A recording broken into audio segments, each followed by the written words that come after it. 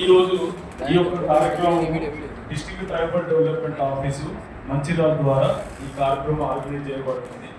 దీని యొక్క ప్రధాన ఉద్దేశం ప్రతి సంవత్సరం కూడా commissioner of tribal welfare department నుంచి బెస్ట్ అవైలబుల్ స్కూల్స్ అంటే సర్టిఫైడ్ కొన్ని స్కూల్స్ ఏవైతే నామ్స్ స్టాండర్డ్స్ మంచిగా ఉన్నటువంటి ప్రైవేట్ పాఠశాలల్లో మన గిరిజనులు ఎవరైతే మారుమూల ప్రాంతాలలో జీవిస్తున్నటువంటి గిరిజనుల పిల్లలకు ఒక ఉత్తమ స్థాయి ప్రమాణంలో ఉన్నటువంటి పాఠశాలలు హాస్టల్స్లో 3 కేటగిరీస్లో అడ్మిషన్స్ ఇవ్వడం, తద్వారా ఆ పిల్లల్ని ఒక క్వాలిటేటివ్ ఎడ్యుకేషన్ మరియు మంచి నాణ్యమైనటువంటి హాస్టల్ వసతి కల్పించడం దీని యొక్క ఉద్దేశం.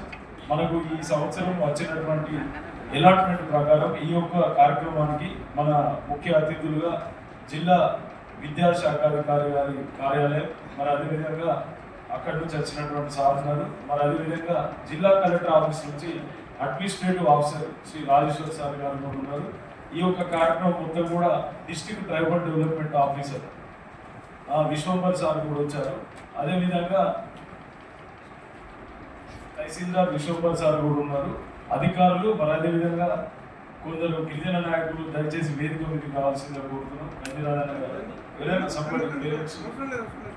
అందరి సమక్షంలో కూడా లాటరీ తీయడం జరుగుతుంది. ఎలాంటి కాంట్రవర్సీ లేదు. అందరి సమక్షంలో వచ్చిన వాళ్ళకి సంతోషం ఉండొచ్చు, రాని వాళ్ళు బాధపడద్దు.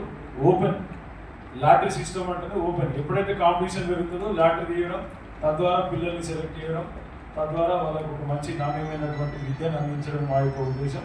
జై హింద్, జై తెలంగాణ.